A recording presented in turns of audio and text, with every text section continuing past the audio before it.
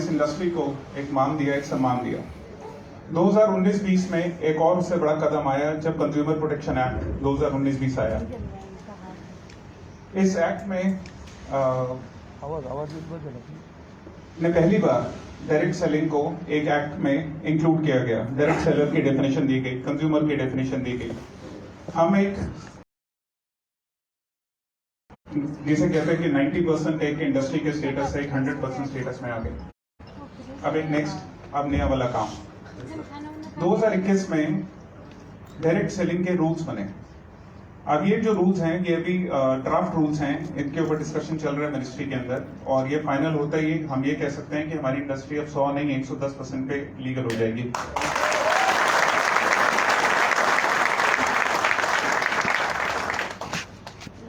अब जब ये इंडस्ट्री लीगल होने जा रही है, जब सरकार हमारे सबको सपोर्ट करने को तैयार है, सरकार हमसे एक्सपेक्ट करती है कि हम भी अपनी रिस्पॉन्सिबिलिटीज पूरी करें।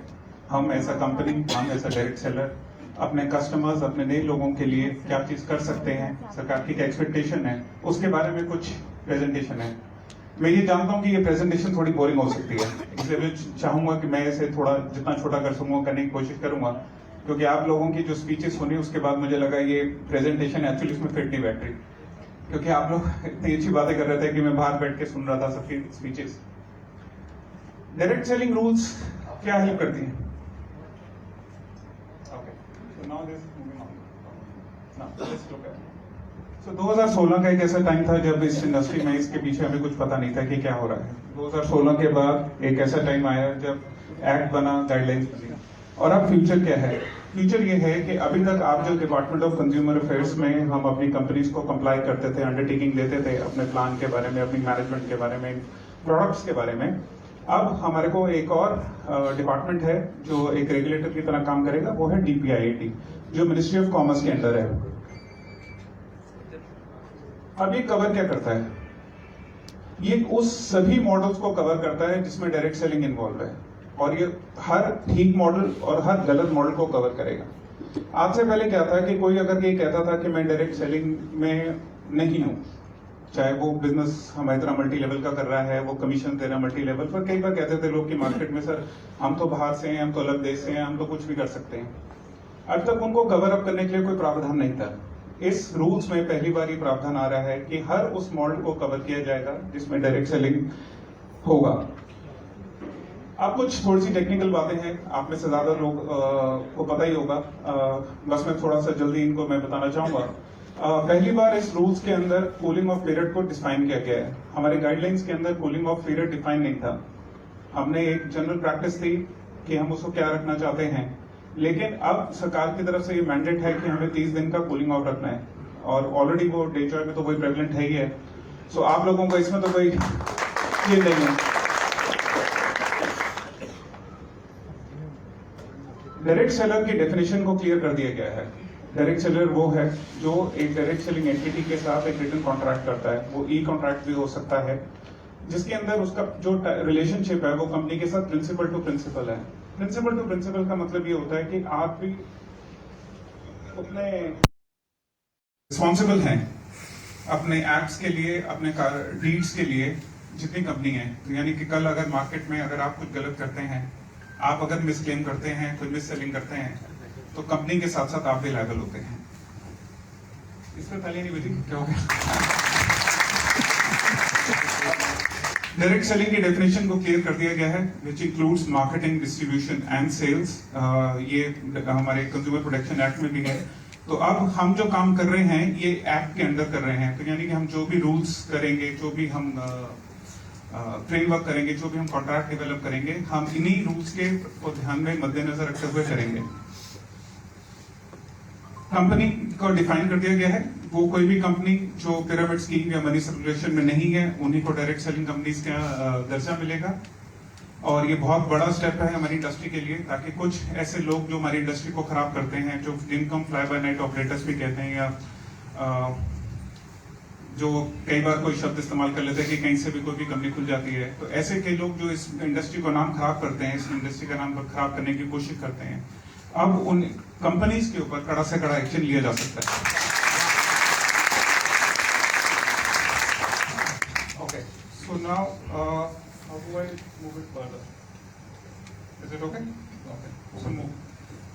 प्रोडक्ट और सर्विसेज के ऊपर काफी कुछ क्लियरिटी दी गई है डिपार्टमेंट ने। उनमें से कुछ पार्ट है जो आपको नोट करना है। पहला है ट्रेडमार्क, यानी आप जो भी प्रोडक्ट बेचेंगे वो आपके ट्रेडमार्क में होना चाहिए। जैसे आप ये देख सकते हैं कि आपके डोमेटिक का है और होमशाइन है, आयुष्मान, वाइल्ड न्यूज जो है, इनमें आपका जो ट्रेडमार्क है, यानी आप जो प्रोडक्ट सेल करेंगे वो कंपनी का ओनरशिप का ट्रेडमार्क होना चाहिए।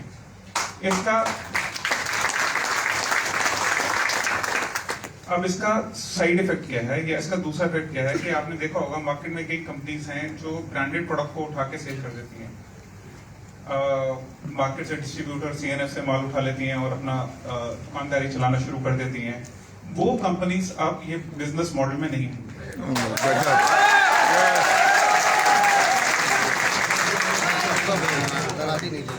सेकेंड मोस्ट इम्पोर्टेंट चीज इसमें है वो लीगल मेट्रोलॉजी है। लीगल मेट्रोलॉजी एक पैकिंग एक्ट है, ये 2011 का एक्ट है। ये अब हर डायरेक्ट सेलिंग कंपनी के लिए मैंडेटरी है। अगर आप मैन्युफैक्चरिंग करते हैं और अगर आप मार्केटिंग करते हैं तो आपके पास ये लाइसेंस होना मैंडेटरी है। ये 2019 से पहले तक काफी कंपनीज में नहीं था और इसको अब गवर्नमेंट ने बहुत सीरियसली लिया है। तो जो भी आप पैक्ड कमोडिटी सेल करते हैं उसके अंदर ये होना जरूरी है। डिस्प्ले ऑफ प्रोडक्ट्स, आप जो प्रोडक्ट ऑनलाइन दिखाएंगे, अपनी वेबसाइट पे दिखाएंगे। हमारे साथ हमारी इंडस्ट्री में क्या है कि हम डायरेक्ट सेलिंग जरूर है, लेकिन हमारे जो प्रोडक्ट हैं वो ऑनलाइन विजिबल होते हैं, जिसमें हमारा कस्टमर जो होता है वो ऑनलाइन साइट के ऊपर जाके एक डिसीजन लेता है कि उसने वो परचेज करना है। अब ये भी चीज जो है वो रेगुलेट की जाती है। रिफंड एंड रीपरचेज, ये आपका स्टैंडर्ड ही है जो चल रहा है, आप जैसे चलता आ रहा है वो वैसे ही है, इसमें कोई ज्यादा फेरिश नहीं है। एक बहुत इंपॉर्टेंट पॉइंट है वो ये है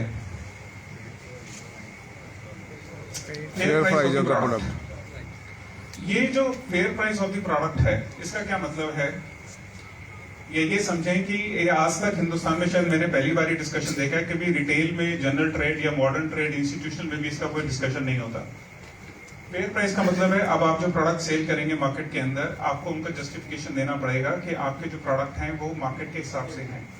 आप उनकी कोई भी प्राइसिंग आप तब तक नहीं कर सकते जब तक आप उसके अंदर कुछ रिसर्च या इंग्रेडिएंट्स या ऐसे कुछ नहीं डाल रहे जिसके अंदर उसकी वैल्यूएशन है। ये एक बहुत बड़ा करेक्टिव स्टेप है इस इंडस्ट्री को नॉर्मल करने के लिए।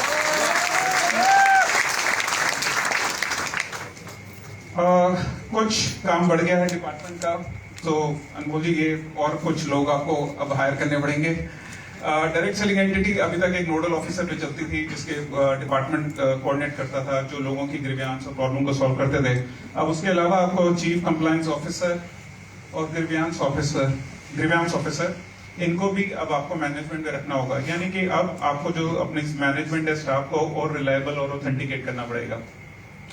इसके साथ साथ डायरेक्ट सेलिंग एंटिटी को नेशनल कंज्यूमर हेल्पलाइन के साथ भी इंटीग्रेट करना होगा।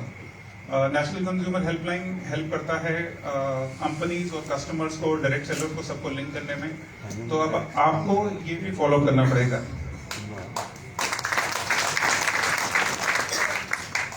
बिजनेस प्लान का यहाँ कोई डिस्कशन नहीं है तो मैं ये स्लाइड फॉरवर्ड भी कर सकता हूँ, पर मोटे मोटे तौर पे आप ये समझिए कि डिपार्टमेंट की तरफ से बिजनेस प्लान के ऊपर कोई डिस्कशन नहीं है। वो आप जैसा भी प्लान रखना चाहें रखें, बस वो पिरामिड और मनी सर्कुलेशन नहीं होना चाहिए।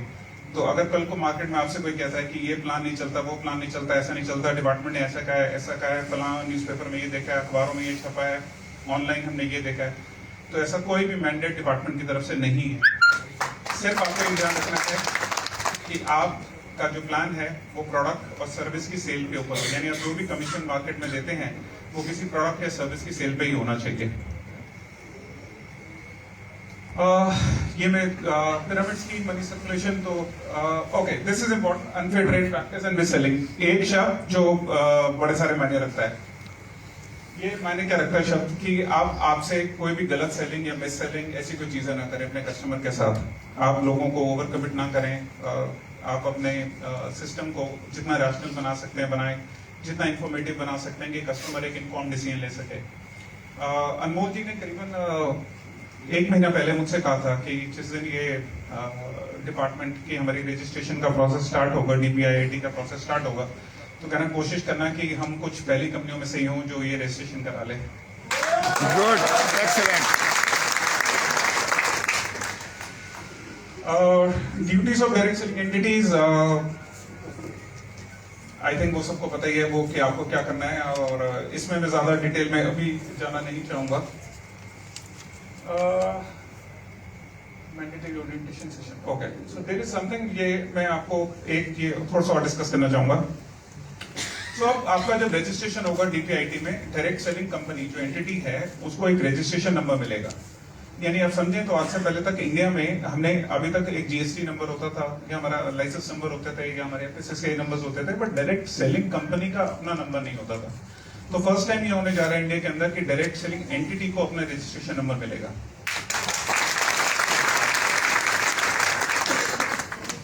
अगर आप इस चीज को समझ सकें तो आप में से कई लोग होंगे जो 15 साल, 20 साल, 22 साल, 25 साल पुराने डायरेक्ट सेलिंग में होंगे।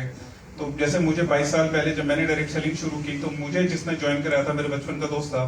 तो मैंने प्लान देखने के बाद पहली चीज ये पूछी थी कि भाई ये इंडस्ट्री लीगल है? जी कह रहा कुछ दिनों में हो जाएगी। तो मैंने तो 22 साल वेट किया इस मौके का। तो ये उतना बड़ा स्टेप है कि जिसके लिए मैंने 22 साल वेट किया है। तो आप ये समझ सकते हैं कि ये हिंदुस्तान के लिए, डायरेक्ट सेलिंग इंडस्ट्री के लिए एक माइलस्टोन है। इसके साथ साथ एक इंपॉर्टेंट चीज हो रही है जो बहुत ही और बड़ा मेजर अचीवमेंट है, वो है डायरेक्ट सेलर का रजिस्ट्रेशन।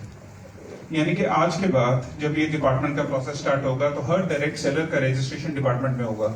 अभी उसका प्रोसेस नहीं बना है कि वो कैसे होगा, क्योंकि वो डीपीआईटी अपने प्रोसेसेस बनाएगा कि वो डायरेक्ट सेलर डेटा अपलोड करेगा, लेकिन डायरेक्ट सेलर की अपनी पहचान होगी। ये एक बहुत ही बड़ा कदम है।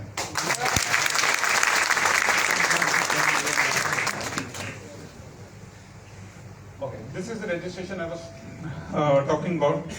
अब more or less ये थोड़ा सा ब्रीफ आइडिया मैंने आपको दे दिया है जो रूल्स के लिए हैं, और इसके बाद ये प्रोसेस स्टार्ट होगा हर कंपनी के लिए जो भी सीरियस काम करना चाहते हैं, जिनका लॉन्ग टर्म विजन है, इस इंडस्ट्री के लिए काम करना चाहेंगे, वो ये रूल्स को फॉलो करेंगे और आगे बढ़ते हुए गवर्नमेंट की जितने भी नॉर्म्स आएंगे उनको पूरा करेंगे। मैं ये जरूर कहना चाहूंगा कि डेजॉय की मैनेजमेंट इस बारे में बड़े क्लियर थे, शंभू सर, अनमोल जी, कि जो भी कंप्लायंस है पहले वो कर लो। जिस स्टेट में हम जाएं या नहीं जाएं, अगर उस स्टेट में कोई नोडल ऑफिसर है या उस स्टेट ने गाइडलाइंस अपने निकाली हुई है, पहले वहां पे रजिस्टर करा लो। इनफैक्ट अगर आप देखें तो आज भी हिंदुस्तान में सिर्फ 14 स्टेट्स हैं जिन्होंने अपने गाइडलाइंस को अप्लाई किया था। डेजॉय ने करीबन 22 स्टेट्स के अंदर ऑलरेडी अपना गाइडलाइंस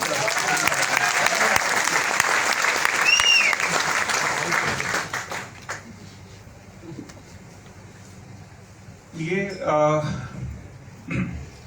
अब इसके बाद एक्चुअली कहने को कुछ नहीं बचता सिवाय इसके कि मैं आप सब लोगों का बड़ा शुक्रगुजार हूं कि आपने मुझे अपनी सेकेंड एनिवर्सरी में बुलाया, और मैं उम्मीद करता हूं कि ये जब सेकेंड के आगे 0 और लग जाए।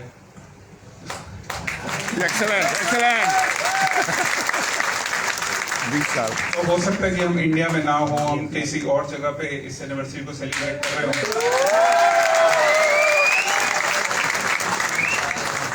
तो उम्मीद करूंगा कि आप लोग हमें बुलाएं। जो एक और चीज है जो मैं अपने स्टाफ, अपनी टीम को एक थैंक्स कहना चाहूंगा, वो है हमारी फेडरेशन को। हमारी एक एसोसिएशन है डायरेक्ट सेलिंग एंटिटी की, जिसमें अनमोल जी, दिव्यांश काफी सपोर्ट करते हैं। वो मीटिंग्स में आते हैं और वो काफी गाइड भी करते हैं अपने नई नई चीजों के साथ में। वो एसोसिएशन में रवि जी, मलिक सर और बाकी जितने भी हमारे ऑफिस बेरर हैं,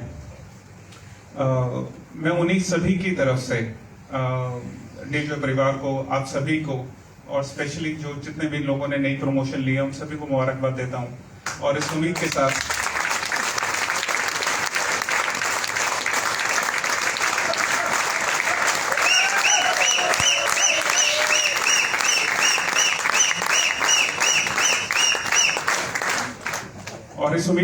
कि अगली बार जब भी आप एनिवर्सरी का फंक्शन करेंगे, मैं पूरे फिटसी परिवार को आपके साथ लेकर आऊंगा। Thank you so much.